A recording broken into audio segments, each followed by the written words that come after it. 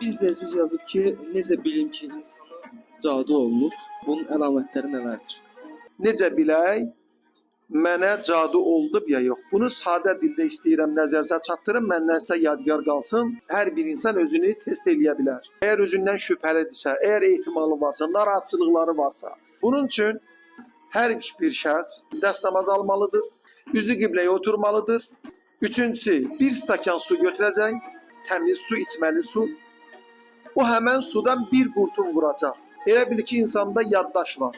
Həmən suyun da yaddaşı var. Bilirsiniz, elm sübut edir ki, içdiyimiz suyun yaddaşı var. Biz bu vaxtda danışacağıq. Bir qurtum həmən sudan içir, suyun tamını bilir, dadını bilir. Yaddaşı ötürür ki, bu şirin sudur, təmiz sudur. Və ondan sonra həmin suya Əlhəmdü surəsini oxuyur. Vələzzalinə qədər oxudu, üfürəcək ona. Yenidən İxlas surəsini, bu surəni oxuyur, həmən stakandakı suya üfürəcək. Ondan sonra Qur'an-ı Kərimin Nas surəsini oxuyub üfürəcək həmən suya. Ondan sonra Fələq surəsini oxuyub suya üfürəcək. Beşinci, Qur'an-ı Kərimin müqəddəs surələrdən biri Kafirun surəsi. Kafirlər haqqında surədir. Kafirun surəsini Qur'an-ı Kərimdən oxuyur, üfürür. Altıncı şərt, Ayətəl Kürsünü oxuyacaq. Və huvə əliyyül əzimə qədər. Həmən suya, necə başqa ayələri, surələri oxuduğun kimi, oxuyan kimi əliyyül əzim üfürürsən. Üfürəndən sonra bir dəqiqə gözləyəcəksən.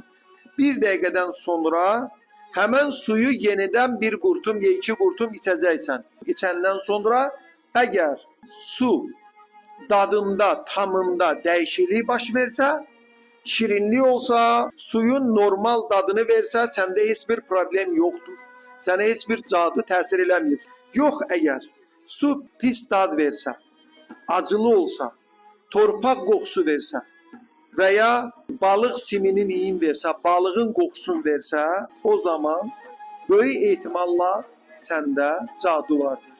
Bu bir test idi, sizin üçün nəzərdə çatdırdım.